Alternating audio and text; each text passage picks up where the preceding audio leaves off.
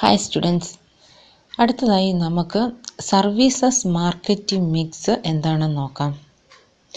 Marketing mix നിങ്ങൾ പഠിച്ചിട്ടുണ്ടായിരിക്കുമല്ലോ.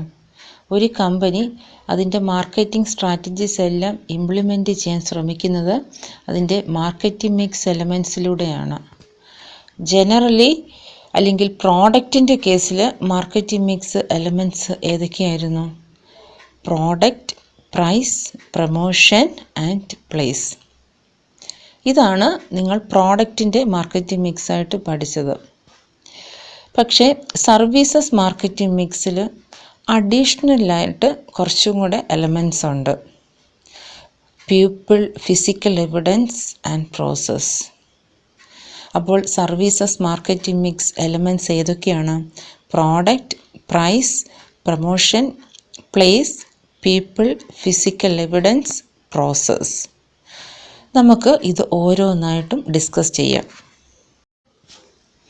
അടുത്തതായി service marketing മിക്സിലെ ആദ്യത്തെ എലമെൻറ്റായ പ്രോഡക്റ്റ് എന്താണെന്ന് നോക്കാം.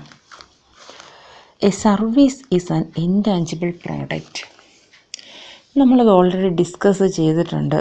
സർവീസ് എന്ന് പറഞ്ഞാൽ അത് ഇൻടാഞ്ചിബിളാണ്. അതിൻ്റെ സവിശേഷത തന്നെ അങ്ങനെയാണ്. അതൊരു ഇൻടാഞ്ചിബിൾ പ്രോഡക്റ്റാണ്. It can only B experienced. Service ഒരു പ്രോഡക്റ്റ് പോലെ നേരിട്ട് ഉപയോഗിക്കുന്ന ഒന്നല്ല. സർവീസ് എന്ന് പറഞ്ഞാൽ നമുക്ക് എക്സ്പീരിയൻസ് ചെയ്യാൻ പറ്റുന്ന ഒന്നാണ്. ഇനി A service product is a bundle of features and benefits. ഒരു സർവീസ് എന്ന് പറഞ്ഞാൽ ആ സർവീസിന് അതിൻ്റേതായിട്ടുള്ള കുറച്ച് സവിശേഷതകൾ കാണും. പിന്നെ ആ സർവീസ് കൺസ്യൂമേഴ്സിന് കുറച്ച് ബെനഫിറ്റ്സും പ്രൊവൈഡ് ചെയ്യാറുണ്ട്. അതാണ് സർവീസ് പ്രോഡക്റ്റിൻ്റെ മറ്റൊരു പ്രത്യേകത. ഇനി it is very difficult to describe about a service product. ഒരു സർവീസ് പ്രോഡക്റ്റിനെ നമുക്ക് ഡിസ്ക്രൈബ് ചെയ്യാൻ പറ്റില്ല. ഇപ്പം നിങ്ങളുടെ മുൻപിൽ ഏതെങ്കിലും ഒരു പ്രോഡക്റ്റ് ഉണ്ടെന്ന് വിചാരിക്കുക. അതിനെ ഡിസ്ക്രൈബ് ചെയ്യാൻ പറയുകയാണെങ്കിൽ നിങ്ങൾ അറ്റ്ലീസ്റ്റ് അതിൻ്റെ പുറമേയുള്ള ഫീച്ചേഴ്സെങ്കിലും കണ്ട് മനസ്സിലാക്കി നിങ്ങളതിനെ ഡിസ്ക്രൈബ് ചെയ്യും. ഏതൊരു പ്രോഡക്റ്റ് ആണെങ്കിലും നിങ്ങൾക്കൊരുപക്ഷെ മുൻപ് പരിചയമില്ലാത്തൊരു പ്രോഡക്റ്റ് ആണെങ്കിൽ പോലും ആ പ്രോഡക്റ്റ് നിങ്ങളുടെ മുൻപിൽ വെച്ചിട്ട് അതിനെക്കുറിച്ച് ഡിസ്ക്രൈബ് ചെയ്യാൻ പറഞ്ഞാൽ നിങ്ങളതിൻ്റെ പുറമേയുള്ള ഫീച്ചേഴ്സെങ്കിലും ഡിസ്ക്രൈബ് ചെയ്യും. അത് വളരെ കൃത്യമായിട്ട് തന്നെ. ഇപ്പോൾ നിങ്ങൾക്കൊരു പ്രോഡക്റ്റിൻ്റെ കളറിനെ കുറിച്ച് അല്ലെങ്കിൽ അതിൻ്റെ ഷേപ്പ്, അതിനെക്കുറിച്ചൊക്കെ നിങ്ങൾക്ക് ഡിസ്ക്രൈബ് ചെയ്യാൻ പറ്റും. പക്ഷേ ഒരു സർവീസിനെ ഡിസ്ക്രൈബ് ചെയ്യാൻ പറ്റില്ല. അത് നേരത്തെ പറഞ്ഞതുപോലെ അത് എക്സ്പീരിയൻസ് ചെയ്യുന്ന ഒന്നാണ്. ഇപ്പോൾ ഒരു സർവീസ് പ്രൊവൈഡറിൻ്റെ കയ്യിൽ നിന്ന് നിങ്ങളൊരു സർവീസ് അവൈൽ ചെയ്തതിന് ശേഷം അത് എങ്ങനെയുണ്ടെന്ന് മറ്റൊരാൾ ചോദിക്കുകയാണെങ്കിൽ നിങ്ങൾക്ക് പറയാം, മികച്ച സർവീസാണ്. അല്ലെങ്കിൽ നിങ്ങൾ സാറ്റിസ്ഫൈഡ് അല്ലെങ്കിൽ പറയാം അത്രയ്ക്ക് പോരാ, നമ്മൾ കൊടുക്കുന്ന പണത്തിനനുസരിച്ചിട്ട് എന്താണ് അവർ കാര്യങ്ങളൊന്നും പ്രൊവൈഡ് ചെയ്തിട്ടില്ല. ഇങ്ങനെയൊക്കെ നിങ്ങൾക്ക് പറയാം. പക്ഷേ ആ സർവീസ് എത്രത്തോളം നിങ്ങൾക്ക് ഇഷ്ടപ്പെട്ടു, അല്ലെങ്കിൽ ആ സർവീസ് കൊണ്ട് നിങ്ങൾക്ക് എത്രത്തോളം ഗുണമുണ്ടായി, ഇതെല്ലാം എക്സ്പ്ലെയിൻ ചെയ്യുന്നതിന്, ഡിസ്ക്രൈബ് ചെയ്യുന്നതിനെല്ലാം ഒരു പരിമിതിയുണ്ട്. അപ്പോൾ അത് മാത്രവുമല്ല, ആ സർവീസിൽ അതിൽ നിന്ന് നിങ്ങൾക്ക് കിട്ടിയ ബെനഫിറ്റ്സിനെ അളക്കുവാനായിട്ട് ഒരു പ്രത്യേക ഒരു അളവുകോലില്ല, ഒരു മെഷർമെൻറ്റ് ടൂളില്ല. കാരണം അത് ക്വാളിറ്റേറ്റീവായിട്ടുള്ള ഒന്നാണ്. അപ്പോൾ ഒരു പ്രോഡക്റ്റിനെ അളക്കുന്നത് പോലെ സർവീസിനെ ഒരിക്കലും അളക്കുവാനോ ഡിസ്ക്രൈബ് ചെയ്യുവാനോ സാധിക്കുകയില്ല. അപ്പോൾ ഇതൊക്കെയാണ് ഒരു സർവീസ് പ്രോഡക്റ്റിൻ്റെ പ്രത്യേകതകൾ. എന്തൊക്കെയാണ്? A service is an intangible product. It can only B experienced. A service product is a bundle of features and consumers benefits. And it is very difficult to describe about a service product. ഇനി അടുത്തതായി നമുക്ക് levels of service എന്താണെന്ന് നോക്കാം. നിങ്ങൾ levels of product പഠിച്ചിട്ടുള്ളതാണ്. നമ്മൾ അത് തന്നെയാണ് levels of സർവീസിലും apply ചെയ്തിരിക്കുന്നത്. അപ്പോൾ ലെവൽസ് ഓഫ് സർവീസിൽ നോക്കുകയാണെങ്കിൽ സർവീസിൻ്റെ ഫസ്റ്റ് ലെവൽ കോർ ബെനഫിറ്റാണ്. കോർ ബെനഫിറ്റ് എന്ന് വെച്ചാൽ എന്താണ്? It is the fundamental service or benefit that the customer is buying. ഒരു കസ്റ്റമർ അടിസ്ഥാനപരമായിട്ടും ഒരു പ്രോഡക്റ്റ് വാങ്ങിക്കുമ്പോൾ അല്ലെങ്കിൽ ഒരു സർവീസ് അവൈൽ ചെയ്യുമ്പോൾ പ്രതീക്ഷിക്കുന്ന ഒരു ബെനഫിറ്റ് ഉണ്ട്. അതിനെയാണ് കോർ ബെനഫിറ്റ് എന്ന് പറയുന്നത്. ഇപ്പോൾ നമ്മൾ പ്രോഡക്റ്റിൻ്റെ കേസിൽ പഠിച്ചതാണ്. നിങ്ങളൊരു സോപ്പ് പർച്ചേസ് ചെയ്യുമ്പോൾ അൾട്ടിമേറ്റായിട്ടൊരു സോപ്പിൽ നിന്ന് നിങ്ങൾ പ്രതീക്ഷിക്കുന്നത് അതുകൊണ്ട് വൃത്തിയാക്കണമെന്നുള്ളതാണ്. അതാണ് അതിൻ്റെ ഉദ്ദേശം എന്ന് പറയുന്നത്. ആ പ്രോഡക്റ്റ് വാങ്ങിക്കുന്നതിൻ്റെ ഉദ്ദേശം അതാണ്. അപ്പോൾ നിങ്ങളൊരു മൊബൈൽ ഫോൺ വാങ്ങിക്കുമ്പോൾ ഒത്തിരി പ്രയോജനങ്ങൾ അതിൽ നിന്നുണ്ടെങ്കിലും അൾട്ടിമേറ്റായിട്ട് കോൾ ചെയ്യുവാൻ വേണ്ടിയിട്ടാണ് മൊബൈൽ ഫോൺ വാങ്ങിക്കുന്നത്. അപ്പോൾ ഏതൊരു പ്രോഡക്റ്റ് ആണെങ്കിലും ഏതൊരു സർവീസ് ആണെങ്കിലും ബേസിക്കലി നിങ്ങളൊരു ബെനഫിറ്റ് പ്രതീക്ഷിക്കുന്നുണ്ട്. അതിനെയാണ് കോർ ബെനഫിറ്റ് എന്ന് പറയുന്നത്. ഇപ്പം ഞാൻ മുൻപ് പറഞ്ഞൊരു എക്സാമ്പിളുണ്ട്. ഒരു റൂം എടുക്കുന്ന കാര്യം. നിങ്ങളിപ്പോൾ ഒരു എക്സാമിന് പോവുകയാണെങ്കിൽ, ഒരു ടെസ്റ്റിന് പോവുകയാണെങ്കിൽ, നിങ്ങളൊരു ദൂരെയുള്ളൊരു സ്ഥലത്താണെന്ന് വിചാരിക്കുക. അപ്പോൾ നിങ്ങൾ അവിടെ ചെന്നപ്പോൾ വൈകിട്ടായി, പിറ്റേ ദിവസം രാവിലെയാണ് പരീക്ഷ. അപ്പം നിങ്ങൾ അവിടെ ഒരു റൂം എടുക്കുകയാണ്. അപ്പോൾ അങ്ങനെ റൂം എടുക്കുമ്പോൾ നിങ്ങൾ ഒരു രാത്രി ഒന്ന് ഉറങ്ങുക അല്ലെങ്കിൽ ഒന്ന് റെസ്റ്റ് എടുത്തിട്ട് പിറ്റേ ദിവസം രാവിലെ പരീക്ഷയ്ക്ക് പോവുക. അപ്പോൾ നിങ്ങളെ സംബന്ധിച്ച് ഒന്ന് റെസ്റ്റ് എടുക്കാനാണ് ഹോട്ടലിൽ റൂം എടുക്കുന്നത്. അതാണ് ആ ഒരു സമയത്ത് നിങ്ങൾ പ്രതീക്ഷിക്കുന്ന കോർ ബെനഫിറ്റ് എന്ന് പറയുന്നത്. ആ ഹോട്ടലിൽ റൂം എടുക്കുന്നതിൽ നിങ്ങൾ പ്രതീക്ഷിക്കുന്ന കോർ ബെനഫിറ്റ് അതാണ്. ഒന്ന് റെസ്റ്റ് എടുക്കുക, ഒന്ന് ഉറങ്ങിയിട്ട് രാവിലെ എക്സാമിന് പോവുക എന്നുള്ളത്. ഇനി നമുക്ക് അടുത്ത ലെവലിലേക്ക് പോവാം. ബേസിക് പ്രോഡക്റ്റ്, അതായത് ബേസിക് ഫങ്ഷൻ ആട്രിബ്യൂട്ട്സ് ആണ് ബേസിക് പ്രോഡക്റ്റ് എന്നുകൊണ്ട് ഉദ്ദേശിക്കുന്നത്. ഇപ്പം ഞാൻ പറഞ്ഞല്ലോ, നിങ്ങൾ ഒരു ഹോട്ടലിലൊരു റൂം എടുക്കുകയാണ്. അപ്പോൾ കുറഞ്ഞ പക്ഷം നിങ്ങൾ അവിടെ പ്രതീക്ഷിക്കുന്ന ഒന്നുണ്ട്. ഒരു വൃത്തിയുള്ള റൂമും പിന്നെ നല്ലൊരു ബാത്റൂമൊക്കെ. കാരണം രാവിലെ ഒന്ന് കുളിച്ച് ഫ്രഷായിട്ടാണ് നിങ്ങൾ പോകേണ്ടതെങ്കിൽ നിങ്ങൾ സാമാന്യമായിട്ട് നിങ്ങൾ പ്രതീക്ഷിക്കുന്ന ഒരു കാര്യമാണത്. അപ്പോൾ ആ കോർ ബെനഫിറ്റ് നൽകുവാൻ വേണ്ടിയിട്ട് കമ്പനി അവിടെ ഒരുക്കിയിട്ടുള്ള ബേസിക് പ്രോഡക്റ്റ്, അതാണ് നമ്മളിവിടെ സെക്കൻഡ് ലെവലായ ബേസിക് പ്രോഡക്റ്റ് എന്നുകൊണ്ട് മീൻ ചെയ്യുന്നത്. ഇനി അടുത്തതായിട്ട് എക്സ്പെക്റ്റഡ് പ്രോഡക്ട്സ്.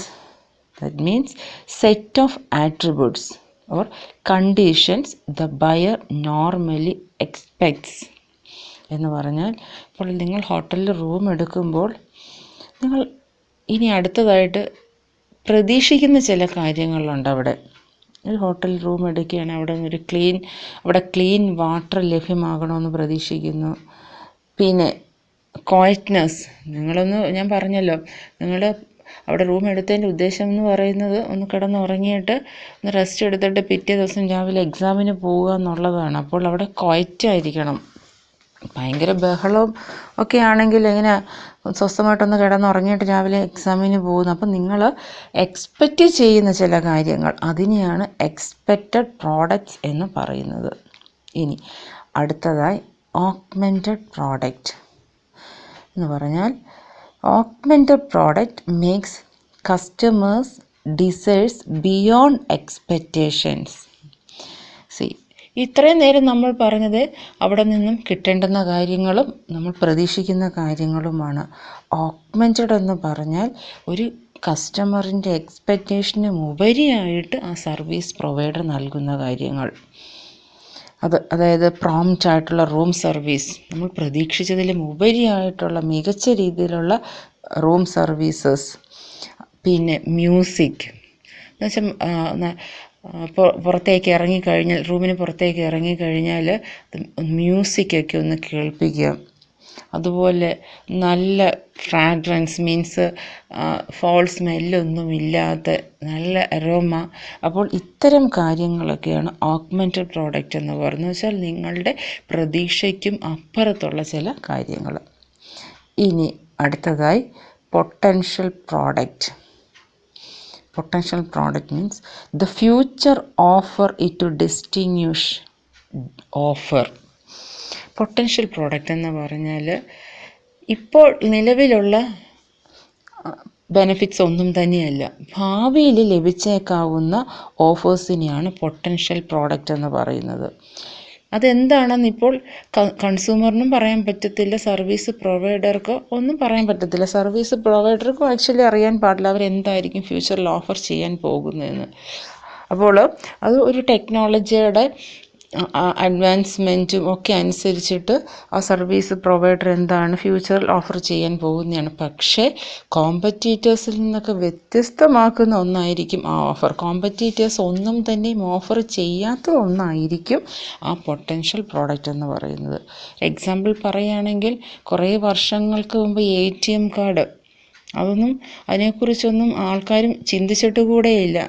ബാങ്കുകൾ പോലും ചിന്തിച്ചിട്ടുണ്ടാവില്ല ATM കാർഡിനെ കുറിച്ച്. പക്ഷേ ടെക്നോളജിയൊക്കെ ഡെവലപ്ഡ് ആയപ്പോഴത്തേക്കിനും ആ ATM എന്ന് പറയുന്നത് വന്നു. ഇപ്പോൾ അതൊരു സാധാരണ പ്രോഡക്റ്റാണ് ATM എന്ന് പറയുന്നത്. പക്ഷെ അന്നത് വർഷങ്ങൾക്ക് മുമ്പ് എന്തായിരുന്നു, ഒരു പൊട്ടൻഷ്യൽ പ്രോഡക്റ്റായിരുന്നു. അപ്പോൾ പൊട്ടൻഷ്യൽ പ്രോഡക്റ്റ് എന്ന് പറഞ്ഞാൽ സർവീസ് പ്രൊവൈഡർക്കോ കൺസ്യൂമറിനോ ഒന്നും തന്നെയും പറയാൻ പറ്റാത്ത ടെക്നോളജിക്കൽ ആയിട്ടുള്ള അഡ്വാൻസ്മെൻറ്റിൻ്റെയോ ഒക്കെ ഭാഗമായിട്ട് ഭാവിയിൽ കമ്പനികൾ തരാൻ പോകുന്ന ഓഫറിനെയാണ്, അല്ലെങ്കിൽ ഒരു സർവീസ് പ്രൊവൈഡർ തരാൻ പോകുന്ന ഓഫറിനെയാണ് പൊട്ടൻഷ്യൽ പ്രോഡക്റ്റ് എന്ന് പറയുന്നത്. അടുത്ത marketing mix element price. The price of services product refers to the willingness and ability of customers to pay for the utility and satisfaction.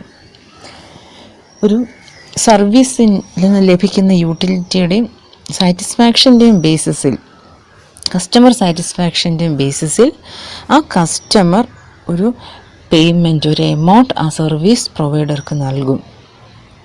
അപ്പോൾ കസ്റ്റമർ അവരുടെ വില്ലിങ്നെസ്സും അവരുടെ എബിലിറ്റിയും അനുസരിച്ചിട്ടായിരിക്കും സർവീസ് തിരഞ്ഞെടുക്കുന്നത്, ആ പേയ്മെൻറ്റിന് തയ്യാറാകുന്നതും. അപ്പോൾ അത്തരത്തിൽ ഒരു സർവീസിൽ നിന്നും ലഭ്യമാകുന്ന യൂട്ടിലിറ്റിയുടെയും കസ്റ്റമർ സാറ്റിസ്ഫാക്ഷൻ്റെയും ബേസിസിൽ കസ്റ്റമർ സർവീസ് പ്രൊവൈഡർക്ക് നൽകുന്ന ഒരു പേയ്മെൻറ്റ്, ഒരു എമൗണ്ടിനെയാണ് നമ്മൾ പ്രൈസ് എന്ന് പറയുന്നത്. അടുത്തതായി features or importance of pricing in service. It must have an agreement of the customer. Service provider അവർ കൊടുക്കുന്ന സർവീസിനൊരു പ്രൈസ് ഫിക്സ് ചെയ്യുമ്പോൾ കസ്റ്റമറിനും കൂടെ തോന്നണം ഈ പ്രൈസിനനുസരിച്ചിട്ടുള്ള സർവീസ് അല്ലെങ്കിൽ യൂട്ടിലിറ്റി ലഭ്യമായിട്ടുണ്ട്. കസ്റ്റമർ അക്സെപ്റ്റ് ചെയ്യാത്തൊരു പ്രൈസ് ആണെങ്കിൽ പിന്നീട് കസ്റ്റമർ ഒരിക്കലും ആ സർവീസ് അവൈൽ ചെയ്യത്തില്ല. പ്രൈസ് കൂടുതലാണെന്നുള്ള തോന്നലായിരിക്കും അവർക്ക്. അടുത്തതായി it must give the customer a promise that at this price the expectation of the utility value will be met. ഒരു പ്രൈസ് ഫിക്സ് ചെയ്യുമ്പോൾ സർവീസ് പ്രൊവൈഡർക്ക് ഒരു കാര്യം ഉറപ്പുണ്ടായിരിക്കണം, ഈ ഒരു പ്രൈസിൽ സർവീസ് കൊടുക്കുമ്പോൾ കസ്റ്റമറിന് ഇതിനനുസരിച്ചിട്ടുള്ള യൂട്ടിലിറ്റി വാല്യൂ ലഭ്യമായി എന്ന് അവർക്കൊരു പ്രതീക്ഷ ഉണ്ടായിരിക്കും. ഇത്രയും പ്രൈസ് നൽകുമ്പോൾ അതിനനുസരിച്ച് സർവീസ് ലഭ്യമാകുമെന്നും. അപ്പോൾ അതിനനുസരിച്ചിട്ടുള്ള സർവീസ് ലഭ്യമാകുകയാണെങ്കിൽ കസ്റ്റമറിന് അവരുടെ എക്സ്പെക്റ്റേഷൻ അനുസരിച്ചിട്ട് യൂട്ടിലിറ്റി കിട്ടി എന്നൊരു തോന്നലുണ്ടാകും. അടുത്തായി in order to satisfy the customer the value provided at this price must exceed expectation. ഇനി ഒരു കസ്റ്റമർ സാറ്റിസ്ഫാക്ഷൻ തോന്നണമെന്നുണ്ടെങ്കിൽ, കസ്റ്റമറിൻ്റെ ഭാഗത്തു നിന്നും ഒരു കസ്റ്റമർ സാറ്റിസ്ഫാക്ഷൻ തോന്നണമെന്നുണ്ടെങ്കിൽ സർവീസ് പ്രൊവൈഡർ നൽകുന്ന പ്രൈസ്, അവർ ഫിക്സ് ചെയ്യുന്ന പ്രൈസിന് അപ്പുറത്ത് യൂട്ടിലിറ്റി വാല്യൂ ലഭ്യമായി എന്നുള്ള തോന്നൽ കൺസ്യൂമറിനുണ്ടായിരിക്കണം. തീർച്ചയായിട്ടും കസ്റ്റമറിനൊരു എക്സ്പെക്റ്റേഷൻ ഉണ്ടായിരിക്കും. ഏതൊരു സർവീസ് അവൈൽ ചെയ്യാൻ പോകുമ്പോഴും അവർക്കൊരു എക്സ്പെക്റ്റേഷൻ ഉണ്ടായിരിക്കും. അപ്പോൾ ആ എക്സ്പെക്റ്റേഷനിലും ഉപരിയായിട്ട് നല്ല സർവീസ് കൊടുക്കാൻ സർവീസ് പ്രൊവൈഡർക്ക് കഴിയണം. എങ്കിൽ മാത്രമേ ഒരു കസ്റ്റമർ സാറ്റിസ്ഫാക്ഷൻ ഉണ്ടാകുകയുള്ളൂ. അവർക്കങ്ങനെ ഫീൽ ചെയ്യണം, ഞാൻ കൊടുത്ത പ്രൈസിനെക്കാട്ടിലും കൂടുതലായിട്ട് അതിലും ഉപരിയായിട്ട് ഉള്ള സർവീസ് എനിക്ക് ലഭ്യമായി, അതിൻ്റെ മൂല്യത്തിനെക്കാട്ടിലും കൂടുതലായിട്ടുള്ള സർവീസ് എനിക്ക് ലഭ്യമായി, എൻ്റെ എക്സ്പെക്റ്റേഷനൊക്കെയും ഉപരിയായിട്ടുള്ളൊരു സർവീസ് എനിക്ക് ലഭ്യമായി. അങ്ങനൊരു തോന്നലുണ്ടെങ്കിൽ മാത്രമേ കസ്റ്റമർ സാറ്റിസ്ഫാക്ഷൻ അവിടെ ഉണ്ടാകുകയുള്ളൂ. അടുത്തതായി it must cover the cost of service. Service provide ചെയ്യുന്നവർക്ക് ഒത്തിരി എക്സ്പെൻസ് ഉണ്ടാകും. ഇപ്പോൾ സർവീസിനോടൊപ്പം നൽകുന്ന ടാഞ്ചിബിൾ നേച്ചറുള്ള ഏതെങ്കിലും പ്രോഡക്റ്റ് ഉണ്ടെങ്കിൽ അതിൻ്റെ കോസ്റ്റ്, പിന്നെ അവിടെ ക്രിയേറ്റ് ചെയ്തിരിക്കുന്ന ഫിസിക്കൽ എൻവയോൺമെൻറ്റിന് എന്ന് പറഞ്ഞാൽ സർവീസ് പ്രൊവൈഡറിൻ്റെ ഓഫീസും മറ്റ് കാര്യങ്ങളൊക്കെ മികച്ച രീതിയിലാണ് ഫർണിഷ് ചെയ്തിരിക്കുന്നതെങ്കിൽ അതിൻ്റെ കോസ്റ്റ്, പിന്നീട് ഡെലിവറി കോസ്റ്റ്, സർവീസ് ഡെലിവറി ചെയ്യുന്നതിന് കോസ്റ്റ് ഉണ്ടല്ലോ. അപ്പോൾ ഇതെല്ലാം കവർ ചെയ്യുന്ന രീതിയിലായിരിക്കും സർവീസ് പ്രൊവൈഡർ ഒരു പ്രൈസ് ഫിക്സ് ചെയ്യുക. ഇതെല്ലാം കവർ ചെയ്യുന്ന രീതിയിൽ സർവീസ് പ്രൊവൈഡർ ഒരു പ്രൈസ് ഫിക്സ് ചെയ്തെങ്കിൽ മാത്രമേ അവർക്ക് ലാഭം കിട്ടുകയുള്ളൂ. അപ്പോൾ അതാണ് അടുത്തതായിട്ട് പറയുന്നത്. It adequately provides deserved profit acquisition. ഒരു സർവീസ് പ്രൊവൈഡർ ആഗ്രഹിക്കുന്ന രീതിയിൽ, അവർ ലക്ഷ്യമാക്കുന്ന രീതിയിൽ പ്രോഫിറ്റ് കിട്ടണമെന്നുണ്ടെങ്കിൽ അതിന് ഉതകുന്ന രീതിയിലായിരിക്കണം പ്രൈസ് ഫിക്സ് ചെയ്യേണ്ടുന്നത്. അപ്പോൾ ഇത്രയുമാണ് ഫീച്ചേഴ്സ് അല്ലെങ്കിൽ importance of pricing of services. ഇനി അടുത്ത market mix element place or service distribution. നമുക്കറിയാം, പ്രോഡക്റ്റിൻ്റെ കേസിലാണെങ്കിൽ പ്രോഡക്റ്റ് ഒരു സമയത്ത് നിർമ്മിക്കുന്നു, അതിന് ശേഷമാണ് എപ്പോഴും ഒരു സമയത്തായിരിക്കാം കൺസംഷൻ നടക്കുന്നത്. അതായത് ആ പ്രോഡക്റ്റ് കൺസ്യൂമേഴ്സ് വാങ്ങിച്ച് ഉപയോഗിക്കുന്നത്.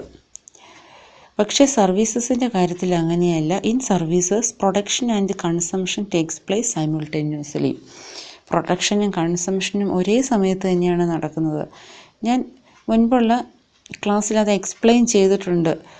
സർവീസസിൻ്റെ കേസിൽ പ്രൊഡക്ഷനും കൺസംഷനും ഒരേ സമയത്ത് എങ്ങനെ സംഭവിക്കുന്നു എന്നുള്ളത്. അതങ്ങനെ മാത്രമേ പ്രൊഡക്ഷനും കൺസംഷനും സർവീസസിൻ്റെ കാര്യത്തിൽ ഉണ്ടാകുകയുള്ളൂ. സർവീസ് പ്രൊവൈഡറിൻ്റെ മാത്രം പ്രസൻസ് അല്ല, കൺസ്യൂമർ അവിടെ ഉണ്ടെങ്കിൽ മാത്രമേ ആ സർവീസ് പ്രൊഡക്ഷനും അതുപോലെ കൺസംഷനും നടന്നു എന്ന് പറയാൻ പറ്റുകയുള്ളൂ. ഇനി the service provider and consumer participate in service production at A specified location. ഒരു പർട്ടിക്കുലർ ലൊക്കേഷനിൽ, ഒരു പ്രത്യേക സ്ഥലത്ത്, ചിലപ്പോൾ അത് കൺസ്യൂമേഴ്സ് ലൊക്കേഷൻ ആവാം, ചിലപ്പോൾ അങ്ങനെ ആവണമെന്നില്ല, സർവീസ് പ്രൊവൈഡറിൻ്റെ ഓഫീസാകാം.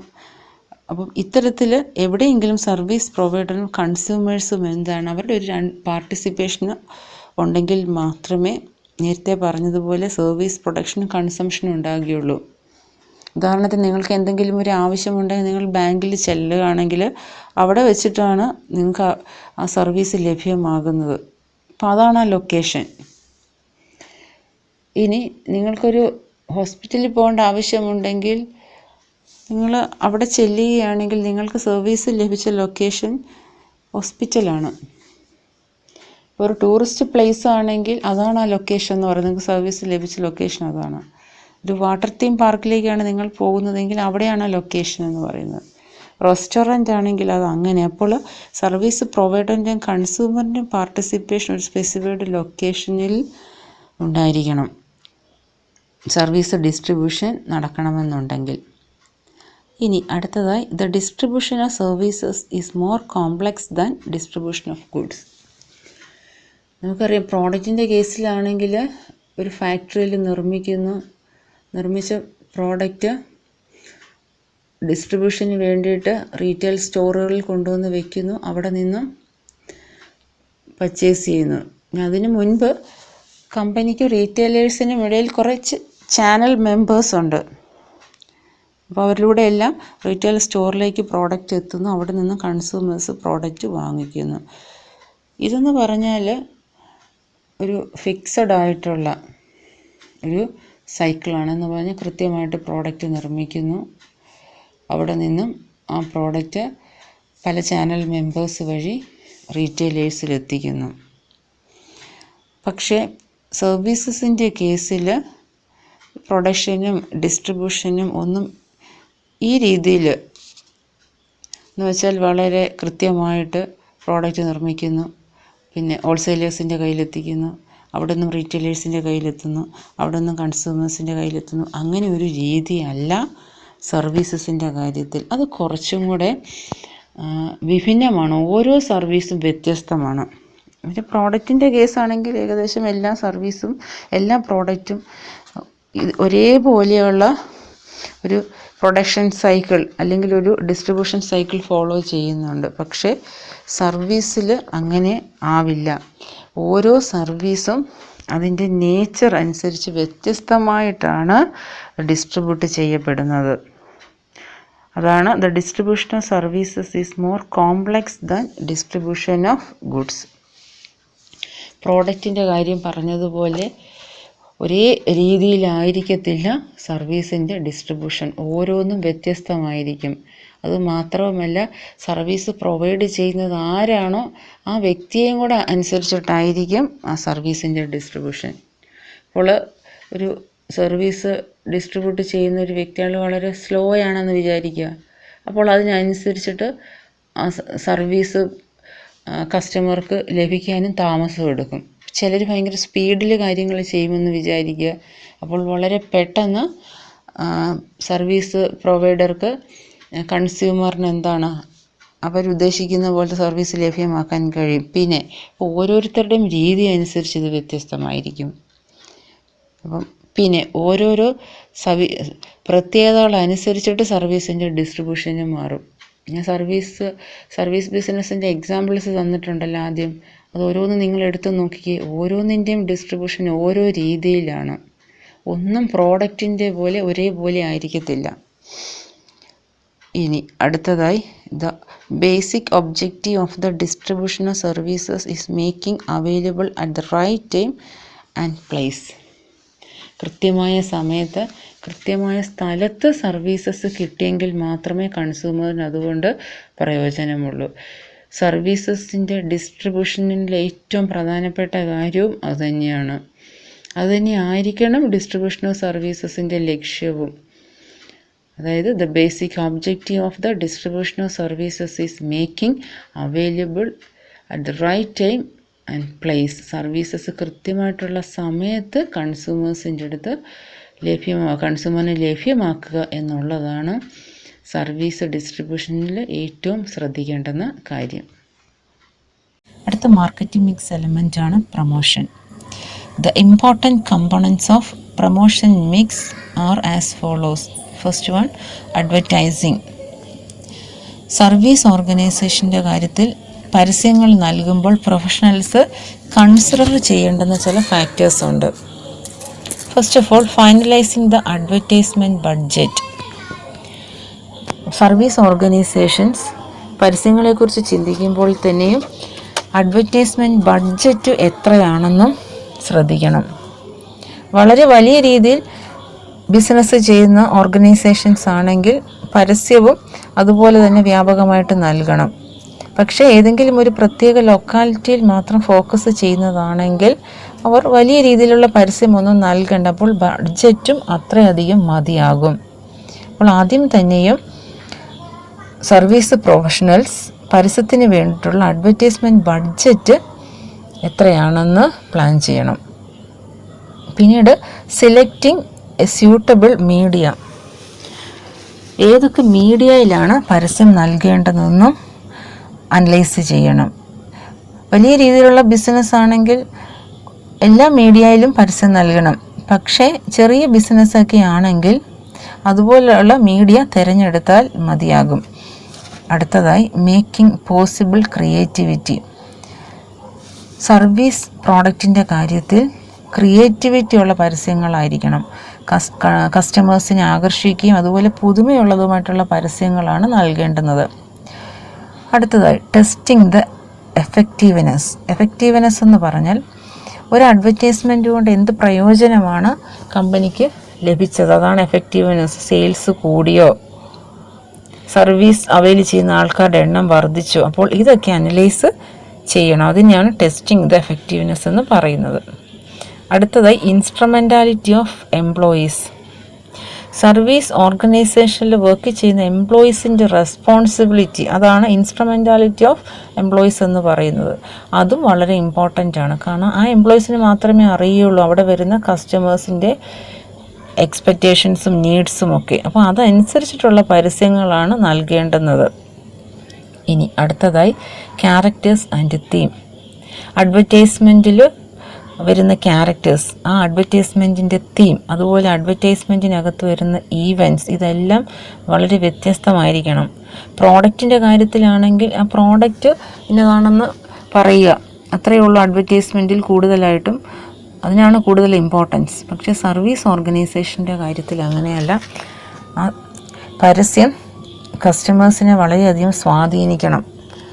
ആ പരസ്യം കാണുന്ന ആരെയും എന്താണ് സ്വാധീനിക്കണം. അതാണ് ഇവിടെ സർവീസ് ഓർഗനൈസേഷൻ്റെ കാര്യത്തിൽ അഡ്വർടൈസ്മെൻറ്റിൻ്റെ റോൾ. ഇനി അടുത്തതായി പബ്ലിക് റിലേഷൻസ്. ഏതൊരു സർവീസ് ഓർഗനൈസേഷൻസും ഗവൺമെൻറ്റുമായിട്ടും പ്രസ് മീഡിയയുമായിട്ടും പൊതുജനങ്ങളുമായിട്ടും കൺസ്യൂമർ ഫോറംസ് അതിനകത്ത് ഉൾപ്പെട്ടിരിക്കുന്ന ആൾക്കാരുമായിട്ടും ഒക്കെയും വളരെ നല്ലൊരു റിലേഷൻഷിപ്പ് മെയിൻറ്റെയിൻ ചെയ്യണം. അതിനെയാണ് പബ്ലിക് റിലേഷൻസ് എന്ന് പറയുന്നത്. അങ്ങനെ ഉണ്ടെങ്കിൽ മാത്രമേ കമ്പനിയെക്കുറിച്ച് ഒരു പോസിറ്റീവ് ഇമേജ് ഉണ്ടാകുകയുള്ളൂ. അടുത്തതായി പബ്ലിസിറ്റി. നേരത്തെ പറഞ്ഞതുപോലെ പ്രസ് മീഡിയയുമായിട്ട് നല്ലൊരു റിലേഷൻഷിപ്പ് ഉണ്ടെങ്കിൽ ഒരു സർവീസ് ഓർഗനൈസേഷൻ അവരെന്തെങ്കിലും പുതിയൊരു സംരംഭം തുടങ്ങിയാണെങ്കിൽ മീഡിയ അങ്ങോട്ട് പോയി അതിൻ്റെ വിവരങ്ങളെല്ലാം കളക്ട് ചെയ്ത് പൊതുജനങ്ങൾക്ക് നൽകും അവരുടെ മീഡിയയിലൂടെ. അപ്പോൾ ഒരു പരസ്യവും നൽകാതെ തന്നെയും കമ്പനിക്ക് അവിടെ പബ്ലിസിറ്റി ലഭ്യമാകുകയാണ്. അവിടെ പണമൊന്നും കൊടുക്കേണ്ടതായിട്ടില്ല. കാരണം മീഡിയ അങ്ങോട്ട് പോയി കവറേജ് ചെയ്യുന്നതാണ്. അപ്പോൾ അതുകൊണ്ട് കമ്പനിക്ക് ഒരു പൈസ പോലും നൽകാതെ, അഡ്വർടൈസ്മെൻ്റ് ആണെങ്കിൽ മീഡിയയ്ക്ക് കമ്പനി അങ്ങോട്ട് പണം നൽകണം. പക്ഷെ പബ്ലിസിറ്റിയുടെ കാര്യത്തിൽ കമ്പനി മീഡിയയ്ക്ക് പണമൊന്നും നൽകേണ്ടതായിട്ടില്ല. മീഡിയ തന്നെ കമ്പനിയെക്കുറിച്ച് വിവരങ്ങൾ പൊതുജനങ്ങൾക്ക് നൽകുന്നതാണ്. അപ്പോൾ അതിനെയാണ് പബ്ലിസിറ്റി എന്ന് പറയുന്നത്. അടുത്തതായി സെയിൽസ് പ്രൊമോഷൻ. പ്രോഡക്റ്റിൽ എന്നതുപോലെ സർവീസ് ഓർഗനൈസേഷൻസും നിരവധി സെയിൽസ് പ്രൊമോഷണൽ ടൂൾസ് ഉപയോഗിക്കാറുണ്ട്. ഗിഫ്റ്റുകൾ പ്രൊവൈഡ് ചെയ്യാറുണ്ട്. പ്രോഡക്റ്റിൽ എന്നതുപോലെ ഡീലേഴ്സിനും കൺസ്യൂമേഴ്സിനും പ്രൈസ് മണിയൊക്കെ ഓഫർ ചെയ്യുന്ന ചില മത്സരങ്ങൾ നടത്താറുണ്ട്. അതുപോലെ ചില വാട്ടർ തീം പാർക്കോ അതല്ലെങ്കിൽ മറ്റു പ്രോഗ്രാംസിനോ ഒക്കെ പോകാനായിട്ടുള്ള ടിക്കറ്റ്സൊക്കെ ഓഫർ ചെയ്യാറുണ്ട്. പിന്നെ പുതുമയാർന്ന ടൂർ പാക്കേജുകളൊക്കെ ഓഫർ ചെയ്യാറുണ്ട്. അപ്പോൾ ഇതൊക്കെയാണ് സർവീസ് ഓർഗനൈസേഷൻസ് സാധാരണ ഓഫർ ചെയ്യുന്ന സെയിൽസ് പ്രൊമോഷണൽ ടൂൾസ്. ഇനി അടുത്തതായി പേഴ്സണൽ സെല്ലിംഗ്. സർവീസ് ഓർഗനൈസേഷൻസിനെ സംബന്ധിച്ച് വളരെയധികം എഫക്റ്റീവായിട്ട് യൂസ് ചെയ്യാവുന്ന ഒന്നാണ് ഈ പേഴ്സണൽ സെല്ലിംഗ്. കാരണം കൺസ്യൂമേഴ്സ് എപ്പോഴും പേഴ്സണൽ ഇൻഫോർമേഷൻ പ്രിഫർ ചെയ്യുന്നു, പ്രത്യേകിച്ചും സർവീസസിൻ്റെ കാര്യത്തിൽ. അപ്പോൾ അതിനെ സാറ്റിസ്ഫൈ ചെയ്യുവാൻ വേണ്ടിയിട്ട് കമ്പനി അവരുടെ സെയിൽസ് ഫോഴ്സിനെ ഉപയോഗിച്ചുകൊണ്ട് പേഴ്സണൽ സെല്ലിംഗ് നടത്തുകയാണെങ്കിൽ അത് വളരെയധികം എഫക്റ്റീവായിരിക്കും. അപ്പോൾ ആ സെയിൽസ് ഫോഴ്സ് കൺസ്യൂമേഴ്സിന് ആവശ്യമായിട്ടുള്ള പേഴ്സണൽ ഇൻഫോർമേഷൻ പ്രൊവൈഡ് ചെയ്യും. അവരുടെ നീഡ്സ് അനുസരിച്ചിട്ടുള്ള ഇൻഫോർമേഷൻ പ്രൊവൈഡ് ചെയ്യും. ഇനി അടുത്തതായി word of mouth promotion. Word of mouth promotion എന്ന് പറഞ്ഞാൽ ഒരു കസ്റ്റമർ ഒരു സർവീസ് ഓർഗനൈസേഷൻ്റെ സർവീസ് അവൈൽ ചെയ്ത് കഴിഞ്ഞാൽ അതിൽ സാറ്റിസ്ഫൈഡ് ആയെങ്കിൽ ആ കസ്റ്റമർ ആ സർവീസിനെ കുറിച്ച് നല്ല അഭിപ്രായം മറ്റൊരാളോട് പറയും. അപ്പോൾ ആ കേട്ട വ്യക്തി ഈ സർവീസ് ഓർഗനൈസേഷൻ്റെ സർവീസ് അവൈൽ ചെയ്യും. ആ കസ്റ്റമർ സാറ്റിസ്ഫൈഡ് ആകുകയാണെങ്കിൽ അയാളത് മറ്റൊരാളോട് പറയും. അപ്പോൾ ഇങ്ങനെ ഒരാൾ മറ്റൊരാളോട് പറഞ്ഞ് അയാൾ വേറൊരു വ്യക്തിയോട് പറഞ്ഞ് ആ സർവീസ് ഓർഗനൈസേഷനെ കുറിച്ച് എല്ലാവരും അറിയുകയും അങ്ങനെ ആ സർവീസ് ഓർഗനൈസേഷൻ പ്രൊമോട്ടഡ് ആകുകയും ചെയ്യുന്നതിനെയാണ് വേർഡ് ഓഫ് മൗത്ത് പ്രൊമോഷൻ. ഇനി അടുത്തതായി ടെലിമാർക്കറ്റിംഗ്.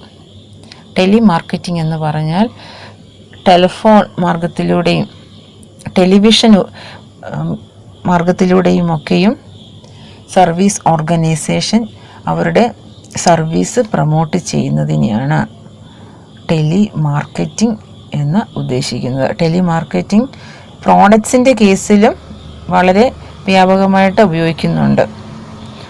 സർവീസസും ടെലിഫോണിലൂടെയും ടെലിവിഷനിലൂടെയും ഒക്കെ അവരുടെ സർവീസ് പ്രൊമോട്ട് ചെയ്യുന്നുണ്ട്. അപ്പോൾ അതിനെയാണ് നമ്മൾ പൊതുവെ ടെലി മാർക്കറ്റിംഗ് എന്ന് പറയുന്നത്. അടുത്ത് സർവീസ് മിക്സ് എലമെൻ്റാണ് പീപ്പിൾ. അപ്പോൾ ആ വ്യത്യാസം ശ്രദ്ധിച്ചാണ്. സാധാരണ മാർക്കറ്റിംഗ് മിക്സ് എലമെൻറ്റ് നമ്മൾ പഠിച്ചത് അതിനകത്ത് ഇത് വരുന്നില്ല, ഈ പീപ്പിൾ വരുന്നില്ല. അപ്പോൾ ഇവിടം തൊട്ട് സർവീസസ് മിക്സിൻ്റെ ചില പ്രത്യേകത ഞാൻ ആദ്യമേ പറഞ്ഞിരുന്നു. സർവീസസ് മിക്സിനകത്ത് മറ്റ് പ്രോഡക്റ്റിൻ്റെ മാർക്കറ്റിംഗ് മിക്സിനേക്കാളും കുറച്ച് വ്യത്യാസമുണ്ടെന്ന് മനസ്സിലായി. അപ്പോൾ ഇനിയുള്ള മാർക്കറ്റിംഗ് മിക്സ് എലമെൻറ്റ്സ് എന്ന് പറയുന്നത് അഡീഷണൽ ആയിട്ടുള്ളതാണ്. അത് സർവീസസിന് മാത്രം ആപ്ലിക്കബിൾ ആയിട്ടുള്ളതാണ്. അപ്പോൾ people include all the employees of an organisation. ഒരു ഓർഗനൈസേഷനിൽ വർക്ക് ചെയ്യുന്ന മുഴുവൻ എംപ്ലോയീസിനെയാണ് നമ്മൾ പീപ്പിൾ എന്ന് പറയുന്നത്. സർവീസ് മിക്സിനകത്തൊരു എലമെൻ്റാണത്. അടുത്തത് it include all the employees in front office and back office. അപ്പോൾ ഇത് പറയുന്നതിന് മുമ്പ് ഈ front office and back office staff എന്താണെന്ന് നോക്കാം. അപ്പോൾ നമ്മൾ ഏതെങ്കിലും ഒരു കാര്യത്തിനൊരു സർവീസ് ഫേമിലേക്ക് കയറി ചെല്ലുകയാണെങ്കിൽ ആ റിസപ്ഷനിൽ ആരെങ്കിലും ഉണ്ടാകും. അതുപോലെ നമ്മളൊരു റെസ്റ്റോറൻറ്റിൽ ഫുഡ് പാർസൽ വാങ്ങിക്കാൻ ചെല്ലുകയാണെന്ന് ഒന്ന് ഇമാജിൻ ചെയ്യുക. ഇപ്പോൾ നേരെ നമ്മൾ അങ്ങ് കിച്ചണിലോട്ട് കയറി ചെന്ന് പാഴ്സൽ പറയുകയല്ല ചെയ്യുന്നത്, അല്ലേ? അവിടെ കൗണ്ടറിൽ ഒരാളുണ്ടായിരിക്കും, അയാളോടായിരിക്കും നമ്മൾ പാഴ്സലിൻ്റെ കാര്യമൊക്കെ പറയുന്നത്. അപ്പോൾ ഇങ്ങനെയുള്ളവരെയാണ് നമ്മൾ ഫ്രണ്ട് ഓഫീസ് സ്റ്റാഫ് എന്ന് പറയുന്നത്. നമ്മൾ ആദ്യം ചെന്നിട്ട് ആരുടെടുത്താണോ കാര്യങ്ങൾ കമ്മ്യൂണിക്കേറ്റ് ചെയ്യുന്നവരാണ് ഫ്രണ്ട് ഓഫീസ്. ബാക്ക് ഓഫീസ് എന്ന് പറഞ്ഞാൽ ഞാനിപ്പോൾ ഒരു കാര്യം പറഞ്ഞു, ഫുഡ് പാഴ്സലാക്കി കൊടുക്കുന്ന കാര്യം. അപ്പോൾ നമ്മൾ നേരെ കൗണ്ടറിലിരിക്കുന്ന ആളിൻ്റെ അടുത്ത് പറയുന്നു ഇതുപോലെ പാഴ്സൽ വേണം. അപ്പം അവരല്ല നമുക്ക് പാഴ്സൽ തരുന്നത്. അത് ഫുഡ് കുക്ക് ചെയ്യാനായിട്ട് കിച്ചണിൽ വേറെ ആൾക്കാരുണ്ടായിരിക്കാം. അല്ലെങ്കിൽ നിങ്ങളൊരു ഹോട്ടലിൽ റൂം എടുക്കാൻ ചെല്ലുകയാണ്. അപ്പോൾ അവിടെ നിങ്ങൾ ആരുടെ അടുത്താണോ ആവശ്യപ്പെടുന്നത്, പിന്നെ അവരെല്ലാം ആ റൂമിൻ്റെ അറേഞ്ച്മെൻറ്റ്സും അതിനെ വൃത്തിയാക്കി ഇടുന്നതൊക്കെ വേറെ ആൾക്കാരാണ്. ഇവരെയാണ് നമ്മൾ ബാക്ക് ഓഫീസ് എന്ന് പറയുന്നത്. മനസ്സിലായി? അപ്പോൾ നമ്മൾ നേരിട്ട് ആരുമായിട്ടാണ് കമ്മ്യൂണിക്കേറ്റ് ചെയ്യുന്നത് അവരെയാണ് ഈ ഫ്രണ്ട് ഓഫീസ് സ്റ്റാഫ് എന്ന് പറയുന്നത്. ശരിക്കും നമുക്ക് സർവീസ് ലഭിക്കണമെന്നുണ്ടെങ്കിൽ അതിൻ്റെ പുറകെ കുറച്ച് ആൾക്കാർ വേണം. ടെക്നീഷ്യൻസും ഉണ്ടായിരിക്കണം, കുറച്ച് സ്കിൽഡ് ആയിട്ടുള്ള ആൾക്കാരുണ്ടായിരിക്കും. അവരെയാണ് ബാക്ക് ഓഫീസ് സ്റ്റാഫ് എന്ന് പറയുന്നത്. ഇനി അടുത്തതായി they are responsible for delivering quality services. ഈ എംപ്ലോയീസാണ് ക്വാളിറ്റി സർവീസസ് പ്രൊവൈഡ് ചെയ്യുന്നത്. അവരിലൂടെയാണ് ക്വാളിറ്റി സർവീസസ് കസ്റ്റമറിലേക്ക് എത്തുന്നത്. യഥാർത്ഥത്തിൽ ആ എംപ്ലോയീസിലൂടെയാണ് ഓർഗനൈസേഷനെ കുറിച്ച് നമുക്കൊരു മതിപ്പ് ഉണ്ടാകുന്നത് തന്നെ. They need to understand the expectations and needs of the service customer. എംപ്ലോയീസിന് കസ്റ്റമറിൻ്റെ എക്സ്പെക്റ്റേഷൻ എന്താണ്, നീഡ് എന്താണ്, അതിനെക്കുറിച്ചെല്ലാം അവർക്ക് പെട്ടെന്ന് മനസ്സിലാകും. They have to exert a positive influence on the customer. പൊതുവേ തന്നെയും എംപ്ലോയീസിന് കസ്റ്റമറിലൊരു പോസിറ്റീവ് ഇൻഫ്ലുവൻസ് ഉണ്ടാക്കാൻ കഴിയും. അവരുടെ പെരുമാറ്റം കൊണ്ട് കസ്റ്റമറിലേക്ക് എന്താണൊരു കസ്റ്റമറിനെ കൊണ്ട് ആ സർവീസ് അവൈൽ ചെയ്യിപ്പിക്കാനുള്ളൊരു തോന്നൽ ക്രിയേറ്റ് ചെയ്യാനായിട്ട് പറ്റും. ഇത് നല്ലതാണ് ഈ സർവീസ് എന്നൊക്കെ പറഞ്ഞ് എന്താണ് എംപ്ലോയീസ് പറഞ്ഞ് പ്രത്യേകിച്ച് ഫ്രണ്ട് ഓഫീസിലുള്ളവർ അവർക്ക് നന്നായിട്ടൊരു പോസിറ്റീവ് ഇൻഫ്ലുവൻസ് കസ്റ്റമറിലേക്ക് ചെലുത്താനായിട്ട് കഴിയും. അവരാണ് ശരിക്കും ആ സർവീസിൻ്റെ ഗുണങ്ങളെക്കുറിച്ചൊക്കെ പറഞ്ഞ് മനസ്സിലാകുന്നത്. അങ്ങനെയുള്ളവരാണ് ഫ്രണ്ട് ഓഫീസ് സ്റ്റാഫായിട്ടിരിക്കുന്നത്.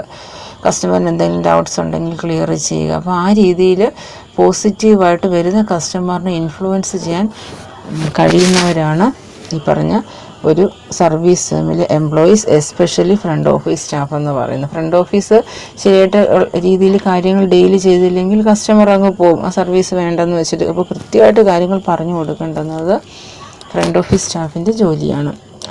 ഇനി അടുത്തതായി training should be given to employees. എല്ലാ എംപ്ലോയീസിനും പ്രോപ്പറായിട്ട് ട്രെയിനിങ് കൊടുക്കും. നേരത്തെ പറഞ്ഞൊരു എംപ്ലോയിയിലൂടെ അല്ലെങ്കിൽ എംപ്ലോയീസിലൂടെയാണ് ഒരു സർവീസ് ഫേമിനെ കസ്റ്റമർ അക്സെപ്റ്റ് ചെയ്യുന്നത്. അപ്പോൾ അതുകൊണ്ട് പ്രോപ്പർ ട്രെയിനിങ് ഒക്കെ കൊടുത്തിട്ടായിരിക്കും എംപ്ലോയീസിനെ ഒരു സർവീസ് ഫേമിൽ ഇങ്ങനെ വെച്ചിരിക്കുന്നത്. അടുത്തതായിട്ട് in a service organisation employees are essentially the contact personnel with the customers. Service ഓർഗനൈസേഷൻ്റെ പ്രത്യേകത എന്താണെന്ന് വെച്ചാൽ കസ്റ്റമേഴ്സുമായിട്ട് നേരിട്ട് കോണ്ടാക്റ്റ് ഉള്ളത് അവിടുത്തെ എംപ്ലോയീസിനാണ്. നമ്മളൊരു ബാങ്കിനെ വിലയിരുത്തുന്നത് അവിടുത്തെ എംപ്ലോയീസിൻ്റെ പെരുമാറ്റം കൊണ്ടാണ്. നമ്മളൊരു കാര്യത്തിന് ബാങ്കിൽ ചെല്ലുകയാണെങ്കിൽ അവർ നെഗറ്റീവായിട്ട് നിൽക്കുകയാണ്, പിന്നെ നമുക്ക് ആ ബാങ്കിൽ പോകാൻ തോന്നത്തില്ല. അപ്പോൾ തീർച്ചയായിട്ടും കസ്റ്റമറുമായിട്ടുള്ള ഒരു കസ്റ്റമറിനെ പിടിച്ച് നിർത്തുവാനായിട്ട് നല്ല എംപ്ലോയീസ് നല്ല രീതിയിൽ കസ്റ്റമറിന് സർവീസ് പ്രൊവൈഡ് ചെയ്ത് മതിയാകുകയുള്ളൂ. അവർക്കാണ് കസ്റ്റമറുമായിട്ട് ഏറ്റവും അധികം കോണ്ടാക്റ്റ് ഉള്ളത്. അല്ലാതെ ഒരിക്കലും ഒരു സർവീസ് പ്രൊവൈഡ് ചെയ്യുന്ന കമ്പനിയുടെ തലപ്പത്തിരിക്കുന്നവർക്കല്ല, അവർക്ക് നേരിട്ട് കോണ്ടാക്റ്റ് വരത്തില്ല. എംപ്ലോയീസിനാണ് എപ്പോഴും കോണ്ടാക്റ്റ് ഉള്ളത്. ഇനി അടുത്തത് types of service personnel. Service പേഴ്സണലിലെ അല്ലെങ്കിൽ എംപ്ലോയീസിനെ, സർവീസ് ഓർഗനൈസേഷനിൽ വർക്ക് ചെയ്യുന്ന എംപ്ലോയീസിനെ എങ്ങനെ ക്ലാസിഫൈ ചെയ്യാമെന്ന് നമുക്ക് നോക്കാം. First of all professional service personal. അതായത് ടൈപ്സ് ഓഫ് സർവീസ് പേഴ്സണലിൽ ആദ്യമായി professional service personal. The customer in need of professionals such as services of a doctor or a lawyer who are knowledgeable in subject, technically qualified and possess the requisite expertise. ചില കാര്യത്തിൽ നമ്മൾ നല്ല അറിവുള്ളവരും അതുപോലെ അതിനകത്ത് qualified ആയിട്ടുള്ളവരുടെ service ആയിരിക്കും നമ്മൾ ആഗ്രഹിക്കുക. ഇപ്പോൾ ഡോക്ടറിൻ്റെ കേസ്, ലോയറിൻ്റെ കേസ്, അതുപോലെ ഒരു CA ചാർട്ടേഡ് അക്കൗണ്ടൻറ്റിൻ്റെ കേസ്, എൻജിനീയറുടെ കേസ്, ഇതൊന്നും നമ്മൾ വളരെ പ്രൊഫഷണലായിട്ട് ഇവർ ക്വാളിഫൈഡ് ആണോ എന്ന് നമ്മൾ നോക്കും. അവരിതിനകത്ത് നോളജബിൾ ആണോ എന്ന് നോക്കും, അതിനകത്ത് പ്രഗത്ഭരാണോ എന്ന് നോക്കും. അപ്പം അങ്ങനെയൊക്കെ നോക്കിയിട്ടാണ് നമ്മൾ ഇത്തരം സർവീസ് ഇത്തരം സർവീസ് അവൈൽ ചെയ്യുന്നത്. അപ്പോൾ എന്താണ് പ്രൊഫഷണൽ സർവീസ് പേഴ്സണൽ എന്ന് പറഞ്ഞാൽ ആ ഒരു കാര്യത്തിൽ വളരെ നോളജബിളും ടെക്നിക്കലി ക്വാളിഫൈഡും അതുപോലെ അവരതിനകത്ത് എക്സ്പേർട്ടുമായിരിക്കും, അവരതിനകത്ത് പ്രാഗൽഭ്യം നേടിയവരുമായിരിക്കും. ഇങ്ങനെയുള്ളവരുടെ സർവീസിനെയാണ് നമ്മൾ പ്രൊഫഷണൽ സർവീസ് പേഴ്സണൽ എന്ന് പറയുന്നത്. Doctors, lawyers, chartered accountants, engineers, ഇതെല്ലാം അതിന് എക്സാമ്പിളാണ്. അവരെല്ലാം തന്നെ അവരുടെ ജോലിയിൽ നോളജബിളായിരിക്കും, അവർ എല്ലാം ടെക്നിക്കലി ക്വാളിഫൈഡ് ആയിരിക്കും. അതുപോലെ തന്നെയും അതിനകത്ത് റിക്വസൈറ്റ് എക്സ്പെർട്ടൈസ്, ആ ചെയ്യുന്ന ജോലിയിൽ ഒരു പ്രാഗൽഭ്യവും അവർക്ക് ഉണ്ടായിരിക്കും. ഇവരെയാണ് പ്രൊഫഷണൽ സർവീസ് പേഴ്സണൽ എന്ന് പറയുന്നത്. അടുത്തത് consumer service personnel. Services in shopping malls, retail store, fast food centres, restaurants and other such places do not need very high level of technical skills. അതായത് ഒരു ഷോപ്പിംഗ് മാളിൽ നിൽക്കുന്നവർക്കോ റീറ്റെയിൽ സ്റ്റോർ, ഇവിടെയൊക്കെ നിങ്ങൾ പോയിട്ടുള്ളവരാണ്, നിങ്ങൾക്ക് അറിയാമല്ലോ. ഒരു ഫാസ്റ്റ് ഫുഡ് സെൻറ്ററിലോ ഒരു റെസ്റ്റോറൻറ്റിലോ നിൽക്കുന്നവർക്ക് അത്രയൊന്നും ഹൈലി സ്കിൽഡ് ആയിരിക്കണമെന്നില്ല. എന്ന് വെച്ചാൽ ടെക്നിക്കൽ സ്കിൽ വലിയ രീതിയിൽ വേണമെന്നില്ല. അവിടെ ഈ പറഞ്ഞ മേഖലയിൽ ഇപ്പോൾ ഈ പറഞ്ഞ ആൾക്കാർക്ക് കൂടുതലും വേണ്ടുന്നത് കൺസ്യൂമേഴ്സിനെ എങ്ങനെ ഡീല് ചെയ്യാം, കൺസ്യൂമറിന് എങ്ങനെ സർവീസ് പ്രൊവൈഡ് ചെയ്യാം, അതിനകത്താണ് ഇവർ ശ്രദ്ധിക്കേണ്ടുന്നത്. അവരെയാണ് കൺസ്യൂമർ സർവീസ് പേഴ്സണൽ എന്ന് പറയുന്നത്. Shopping mall, retail store, fast food restaurant, ഇവിടെയൊക്കെ നിൽക്കുന്നവർക്ക് ആ കൺസ്യൂമർ ഡീൽ ചെയ്യാൻ അറിഞ്ഞിരിക്കണം. അടുത്തതായി marketing or contact service personal. These employees generally handle direct sales calls of after sale service etc. അപ്പോൾ നമ്മളൊരു പ്രോഡക്റ്റ് വാങ്ങിച്ചാൽ അല്ലെങ്കിൽ നമുക്കൊരു സർവീസിനെ കുറിച്ച് നമുക്ക് അറിയേണ്ടതായിട്ടുണ്ട്. അപ്പോൾ നമ്മൾ ഫോൺ ചെയ്യുമ്പോൾ ആ കോൾ അറ്റൻഡ് ചെയ്യുന്ന വ്യക്തി അവരാണ് മാർക്കറ്റിംഗ് അല്ലെങ്കിൽ കോണ്ടാക്റ്റ് സർവീസ് പേഴ്സണൽ എന്ന കാറ്റഗറിയിൽ ഉൾപ്പെട്ടിരിക്കുന്നത്. They are always coming contact with the customers. അവർക്ക് എപ്പോഴും കസ്റ്റമറുമായിട്ട് കോണ്ടാക്റ്റ് കാണും. They are a part of the marketing team. Marketing ടീമിൻ്റെ ഭാഗമായിട്ടുള്ളവരാണ് അവർ. They should be trained in attending service complaints.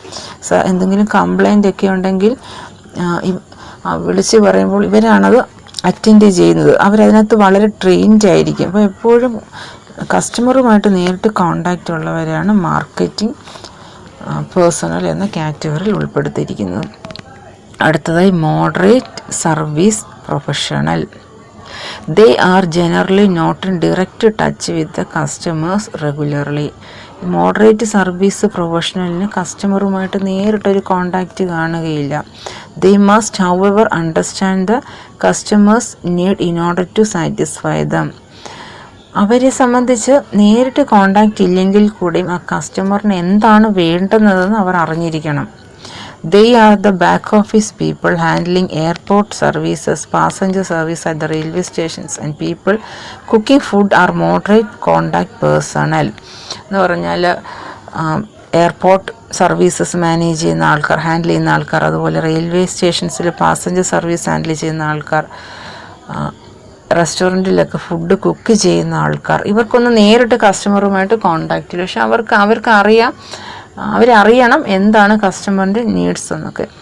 അപ്പോൾ ഇത്തരം ആൾക്കാരെയാണ് മോഡറേറ്റ് കോണ്ടാക്ട് പേഴ്സണൽ എന്ന് പറയുന്നത്. അടുത്തതായിട്ട് back office personal. These employees provide all the functional equipment and support to the front office. Front ഓഫീസിലിരിക്കുന്നവർക്ക് വേണ്ടിയിട്ടുള്ള എല്ലാം, അവർക്ക് ജോലി ചെയ്യാൻ ആവശ്യമായിട്ടുള്ള എല്ലാ എക്യുപ്മെൻറ്റ്സ്, മറ്റ് സപ്പോർട്ടുകളെല്ലാം നൽകുന്നവരാണ് back office personal.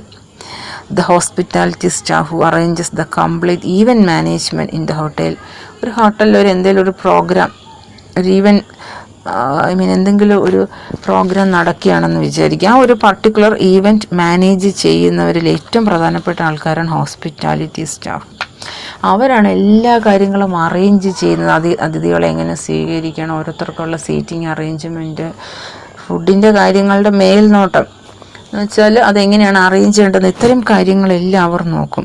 Then cleaning staff, maintenance staff, house keeping staff, ഇവരെല്ലാം ബാക്ക് ഓഫീസ് പേഴ്സണലായിട്ടാണ് കൺസിഡർ ചെയ്യുന്നത്. Then order handling supervisor in the kitchen of restaurant. Food prepare ചെയ്യുന്ന ആൾ മാത്രമല്ല ഇമ്പോർട്ടൻറ്റ്, അയാൾക്ക് നിർദ്ദേശങ്ങൾ കൊടുക്കണ്ടേ. ഫുഡ് കുക്ക് ചെയ്യുന്ന ആൾക്ക് അറിയത്തില്ല പുറത്ത് ആരെന്ത് ഓർഡർ ചെയ്യുന്നതെന്നൊക്കെ. അപ്പോൾ അത്തരം കാര്യങ്ങളൊക്കെ നിയന്ത്രിക്കുന്ന സൂപ്പർവൈസർ, ഇവരെല്ലാം എന്താണ് ഒരു സർവീസും നല്ല രീതിയിൽ പോകാൻ അത്യന്താപേക്ഷിതമായിട്ടുള്ള ആൾക്കാരാണ്. ഇവർ കസ്റ്റമേഴ്സിൻ്റെ മുന്നിൽ എത്തുന്നില്ലെങ്കിലും ഇവരും കൂടെ ഉണ്ടെങ്കിൽ മാത്രമേ ഒരു സർവീസും നല്ല രീതിയിൽ നടന്നു പോവുകയുള്ളൂ. അപ്പം ഇവരെയാണ് ബാക്ക് ഓഫീസ് പേഴ്സണൽ എന്ന് പറയുന്നത്. ഓക്കെ, ഇനി അടുത്ത ഫിസിക്കൽ എവിഡൻസ് നമുക്ക് അടുത്ത ഓഡിയോ ക്ലിപ്പിൽ നോക്കാം. അടുത്തതായി ടൈപ്സ് ഓഫ് സർവീസ് പേഴ്സണൽ. നമുക്ക് ഈ എംപ്ലോയീസിനെ എങ്ങനെ ക്ലാസിഫൈ ചെയ്യാമെന്ന് നോക്കാം.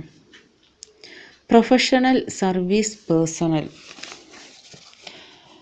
Who are technically qualified. ഇപ്പോൾ നമ്മളൊരു ഡോക്ടറിനെയോ ഒരു ലോയറിനെയോ അല്ലെങ്കിൽ ഒരു ചാർട്ടേഡ് അക്കൗണ്ടൻറ്റിനെയോ എൻജിനീയറിനെയൊക്കെ കാണാൻ പോകുന്നത് എന്തുകൊണ്ടാണ്? അവരവരുടെ മേഖലകളിൽ നോളജബിളാണ്, അവർ ടെക്നിക്കലി ക്വാളിഫൈഡ് ആണ്, അവരവരുടെ ജോലി ചെയ്യുവാനായിട്ട് അവർക്കൊരു പ്രാഗൽഭ്യവുമുണ്ട്. അപ്പോൾ അത്തരത്തിലുള്ള പ്രൊഫഷണൽസിനെയാണ് നമ്മൾ പ്രൊഫഷണൽ സർവീസ് പേഴ്സണൽ എന്ന് പറയുന്നത്. ഇനി അടുത്തതായി consumer service personnel. Consumer service personnel do not need very high level of technical skills. നമ്മൾ മുൻപ് പറഞ്ഞ പ്രൊഫഷണൽസിനെ പോലെ വളരെ വലിയ രീതിയിലുള്ളൊരു ടെക്നിക്കൽ സ്കില്ലൊന്നും കൺസ്യൂമർ സർവീസ് പേഴ്സണൽ അവർക്ക് വേണ്ട. ഷോപ്പിംഗ് മാളിലും റീറ്റെയിൽ സ്റ്റോറിലും ഫാസ്റ്റ് ഫുഡ് സെൻറ്ററിലും റെസ്റ്റോറൻറ്റിലൊക്കെ ജോലി ചെയ്യുന്ന ആൾക്കാരെയാണ് കൺസ്യൂമർ സർവീസ് പേഴ്സണൽ എന്ന് പറയുന്നത്. ഇനി അടുത്തതായി marketing or contact service personal. Marketing or contact service personal always coming contact with the customers. കസ്റ്റമറിനുമായിട്ട് കോണ്ടാക്റ്റുള്ള എംപ്ലോയീസിനെയാണ് മാർക്കറ്റിംഗ് പേഴ്സണൽ എന്ന് പറയുന്നത്. അവരാണ് സെയിൽസ് കോളൊക്കെ അറ്റൻഡ് ചെയ്യുന്നതും അതുപോലെ ആഫ്റ്റർ സെയിൽ സർവീസൊക്കെ ആദ്യമേ അത്തരം കോളുകളൊക്കെ വരികയാണെങ്കിൽ അതൊക്കെ ആദ്യം അറ്റൻഡ് ചെയ്യുന്നത് ഇവരാണ്. ഇപ്പോൾ ഉദാഹരണത്തിന് ഒരു പ്രോഡക്റ്റ് വാങ്ങിച്ചതിന് ശേഷം അതിനെന്തെങ്കിലും ഒരു സർവീസ് ആവശ്യമുണ്ടോ എന്നൊക്കെ അന്വേഷിച്ചുകൊണ്ട് സാധാരണ കസ്റ്റമേഴ്സിനെ വിളിക്കാറുണ്ട്. അവരെയാണ് ഈ മാർക്കറ്റിംഗ് പേഴ്സണൽ എന്ന് പറയുന്നത്. അതുപോലെ സർവീസ് പ്രൊവൈഡറിൻ്റെ ഓഫീസിലേക്ക് എന്തെങ്കിലും ഒരു കാര്യത്തിന് വിളിക്കുമ്പോൾ ഫോൺ അറ്റൻഡ് ചെയ്യുന്നതും ഈ വിഭാഗത്തിൽപ്പെടുന്നവരാണ് മാർക്കറ്റിംഗ് സർവീസ് പേഴ്സണൽ. അവർക്കായിരിക്കും എപ്പോഴും കൺസ്യൂമേഴ്സുമായിട്ടൊരു കോണ്ടാക്റ്റ് ഉള്ളത്. അവർ ശരിക്കും മാർക്കറ്റിംഗ് ടീമിൻ്റെ ഭാഗമായിട്ട് ജോലി ചെയ്യുന്നവരാണ്. കംപ്ലൈൻസ് അറ്റൻഡ് ചെയ്യുന്നതിനൊക്കെ അവർക്ക് ട്രെയിനിങ് ഒക്കെ കൊടുക്കും. ഓരോ കംപ്ലൈൻസ് കസ്റ്റമേഴ്സ് വിളിച്ച് പറയുകയാണെങ്കിൽ എങ്ങനെയാണത് ഡീല് ചെയ്യേണ്ടതിനുള്ള ട്രെയിനിങ് ഒക്കെ കൊടുത്തിട്ടാണ് അവരെ അവിടെ ഇരുത്തുന്നത്. അടുത്തതായി moderate service professional. Moderate service professionals are generally not in touch with the customers regularly. Moderate service പ്രൊഫഷണൽസിന് നേരിട്ട് കസ്റ്റമേഴ്സുമായിട്ട് ഒരു കോണ്ടാക്റ്റ് ഉണ്ടാകില്ല. പക്ഷേ കസ്റ്റമേഴ്സിൻ്റെ നീഡ്സും എക്സ്പെക്റ്റേഷൻസും അറിഞ്ഞുകൊണ്ടാണ് അവർ പ്രവർത്തിക്കുന്നത്. അവർ യഥാർത്ഥത്തിൽ ബാക്ക് ഓഫീസ് പീപ്പിളാണ്. ഉദാഹരണത്തിന് back office people handling airport services, passenger services അത് റെയിൽവേ സ്റ്റേഷൻ, അതുപോലെ പീപ്പിൾ കുക്കിംഗ് ഫുഡ്, ഇവരെല്ലാം മോഡറേറ്റ് സർവീസ് പ്രൊഫഷണൽസ് വിഭാഗത്തിൽ പെടുന്നവരാണ്. നേരിട്ട് കസ്റ്റമറിൻ്റെ അടുത്തേക്ക് വരുന്നില്ല, പക്ഷേ കസ്റ്റമേഴ്സിൻ്റെ നീഡ്സ് അറിഞ്ഞിട്ടാണ് അവർ ജോലി ചെയ്യുന്നത്. അടുത്തതായി back office personnel. Back office personnel provide all the functional equipment and support to the front office. Front ഓഫീസിൽ വർക്ക് ചെയ്യുന്നവർക്ക് എല്ലാ എക്യുപ്മെൻറ്റ്സ്, ഫങ്ഷണൽ എക്യുപ്മെൻറ്റ്, ജോലി ചെയ്യാൻ സഹായമായിട്ടുള്ള എക്യുപ്മെൻറ്റ്സ് അല്ലെങ്കിൽ അവരുടെ ജോലി ചെയ്യുവാൻ തികച്ചും ആവശ്യമായിട്ടുള്ള എക്യുപ്മെൻറ്റ്സ്, സപ്പോർട്ട്, ഇതെല്ലാം പ്രൊവൈഡ് ചെയ്യുന്നത് ബാക്ക് ഓഫീസ് പേഴ്സണലാണ്. ഒരു സർവീസ് ഫേം ഏറ്റവും മനോഹരമായിട്ടിരിക്കുന്നത് ബാക്ക് ഓഫീസ് പേഴ്സണൽ ഉള്ളതുകൊണ്ടാണ്. ഉദാഹരണത്തിന് hospitality staff who arranges the complete event management in the hotel. ഒരു ഹോട്ടലിലൊരു ഈവൻറ്റ് മാനേജ്മെൻറ്റ്, എന്തെങ്കിലും ഒരു ഫങ്ഷൻ നടക്കുകയാണെങ്കിൽ അതിൻ്റെ അറേഞ്ച്മെൻറ്റ്സ് ഒക്കെ നടത്തുന്ന ഹോസ്പിറ്റാലിറ്റി സ്റ്റാഫ്, അതുപോലെ cleaning and maintenance staff, then house keeping staff, അതുപോലെ order handling supervisor in the kitchen of restaurant, ഇവരെല്ലാം ബാക്ക് ഓഫീസ് പേഴ്സണൽ ഉൾപ്പെടുന്നവരാണ്. സത്യത്തിൽ ഇവരെല്ലാം ഉള്ളതുകൊണ്ടാണ് ഇപ്പോൾ ഞാനീ പറഞ്ഞ സർവീസ് ഫേം എല്ലാം തന്നെ മികച്ച രീതിയിൽ മുന്നോട്ട് പോകുന്നത്. അപ്പോൾ എല്ലാ രീതിയിലും ഫ്രണ്ട് ഓഫീസ് സ്റ്റാഫിന് പേഴ്സണലിന് എക്യുപ്മെൻറ്റ്സും സപ്പോർട്ടും ഒക്കെ പ്രൊവൈഡ് ചെയ്യുന്നവരെയാണ് ബാക്ക് ഓഫീസ് പേഴ്സണൽ എന്ന് പറയുന്നത്. അടുത്ത സർവീസസ് മാർക്കറ്റിംഗ് മിക്സ് എലമെൻ്റ് ആണ് physical evidence. It includes the physical environment of the service outlet. Service outlet എന്ന് വെച്ചാൽ എന്താണ്? സർവീസ് പ്രൊവൈഡ് ചെയ്യുന്ന സ്ഥാപനമാകാം, അതിൻ്റെ ഓഫീസാകാം. അപ്പോൾ അവിടുത്തെ ഫിസിക്കൽ എൻവയോൺമെൻറ്റിനെയാണ് നമ്മൾ ഫിസിക്കൽ എവിഡൻസ് എന്ന് പറയുന്നത്. അപ്പോൾ ആ ഫിസിക്കൽ എൻവയോൺമെൻറ്റിൽ ഉൾപ്പെട്ടിരിക്കുന്ന കാര്യങ്ങൾ എന്തൊക്കെയാണ്? അവിടെയുള്ള machinery, furniture, stationery, sign board, communication materials, എംപ്ലോയീസിൻ്റെ ഫിസിക്കൽ അപ്പിയറൻസ്, അതായത് അവരുടെ മോഡ് ഓഫ് ഡ്രസ്സിങ്, അവരുടെ ഹെയർ കട്ട്, ഇതെല്ലാം അതിനകത്ത് ഉൾപ്പെടും. And everything adding attractions in to the service provider. ഒരു സർവീസ് പ്രൊവൈഡർ ആ സ്ഥാപനത്തിൻ്റെ ആകർഷണീയത വർദ്ധിപ്പിക്കുവാൻ വേണ്ടിയിട്ട് എന്തൊക്കെയാണോ അവിടെ ഉപയോഗിച്ചിരിക്കുന്നത് അതിനെല്ലാം ഫിസിക്കൽ എവിഡൻസിനകത്ത് ഉൾപ്പെടുത്താം. ഉദാഹരണത്തിന് ആ കമ്പനിയിൽ നിന്നും പുറത്തുള്ള ആൾക്കാർക്കൊക്കെ കൊടുക്കുന്ന സർട്ടിഫിക്കറ്റോ റെസിപ്റ്റോ ഇതൊക്കെയും ഫിസിക്കൽ എവിഡൻസിനകത്ത് വരുന്നതാണ്. അപ്പോൾ പ്രോഡക്റ്റിൽ നിന്നും വ്യത്യസ്തമായിട്ട് സർവീസസിൻ്റെ ഒരു മാർക്കറ്റിംഗ് മിക്സ് എലമെൻ്റ് ആണ് ഫിസിക്കൽ എവിഡൻസ്. പ്രോഡക്റ്റിൻ്റെ മാർക്കറ്റിംഗ് മിക്സിൽ നിന്ന് വ്യത്യസ്തമായിട്ട് സർവീസസ് മാർക്കറ്റിംഗ് മിക്സിൽ വന്ന അഡീഷണൽ ആയിട്ടുള്ള മറ്റൊരു എലമെൻ്റാണ് പ്രോസസ്സ്.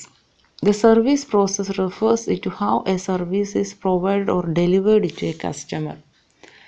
ഒരു സർവീസ് പ്രൊവൈഡർ ഏത് രീതിയിലാണ് അവരുടെ കസ്റ്റമറിന് സർവീസ് നൽകുന്നത് അതിനെയാണ് പ്രോസസ്സ് എന്ന് പറയുന്നത്. Processes involve the procedures, task, schedules, mechanisms, activities and routines by which a service is delivered to the customer.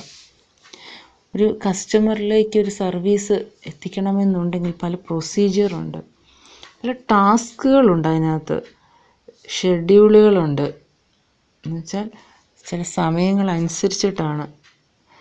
Mechanisms, ഒരു പ്രത്യേക മെക്കാനിസംസ് എന്ന് പറഞ്ഞാൽ തോന്നുന്നത് പോലെ ചെയ്യാൻ പറ്റത്തില്ല.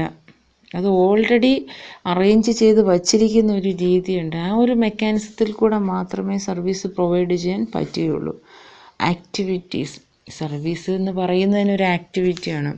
അപ്പോൾ എന്തെല്ലാം ആക്ടിവിറ്റീസ്, എന്തെല്ലാം പ്രവർത്തനങ്ങളിലൂടെയാണ് ആ സർവീസ് നൽകുന്നത്. ദെൻ റുട്ടീൻസ് എന്നുവെച്ചാൽ ദൈനംദിനമായിട്ട് ആ സർവീസ് ചെയ്യുന്നതിനൊരു രീതിയുണ്ട്, അതനുസരിച്ചിട്ടായിരിക്കും ആ സർവീസ് പ്രൊവൈഡ് ചെയ്യുക. അപ്പോൾ ഇതിനെ എല്ലാത്തിനെയും കൂടെയാണ് നമ്മൾ സർവീസ് പ്രോസസ്സ് എന്ന് പറയുന്നത്. അപ്പോൾ സർവീസ് പ്രോസസ്സ് എന്ന് വെച്ചാൽ എന്താണ്? It involve the procedure, task, schedules, mechanisms, activities and routines by which a service is delivered to the customer. The process decides the quality of service. എങ്ങനെയാണ് സർവീസ് ഒരു കസ്റ്റമറിന് നൽകുന്നത്, അതാണ് ആ സർവീസിൻ്റെ വിജയവും. നല്ല രീതിയിൽ നല്ല ഒരു പ്രോസസ്സിലൂടെ സർവീസ് കസ്റ്റമറിലേക്ക് എത്തിക്കഴിഞ്ഞാൽ അതിനൊരു ക്വാളിറ്റി ഉണ്ടെന്ന് കസ്റ്റമറിന് തോന്നും. സോ അതാണ് the process decides the quality of service. ഒരു സർവീസിൻ്റെ ക്വാളിറ്റി നിർണ്ണയിക്കുന്ന ഒരു പ്രധാനപ്പെട്ട കാര്യമാണ് ആ സർവീസ് പ്രൊവൈഡ് ചെയ്യുന്ന രീതി, അതായത് അതിൻ്റെ പ്രോസസ്സ്. അപ്പോൾ ഇത്രയുമാണ് സർവീസസ് മാർക്കറ്റ്.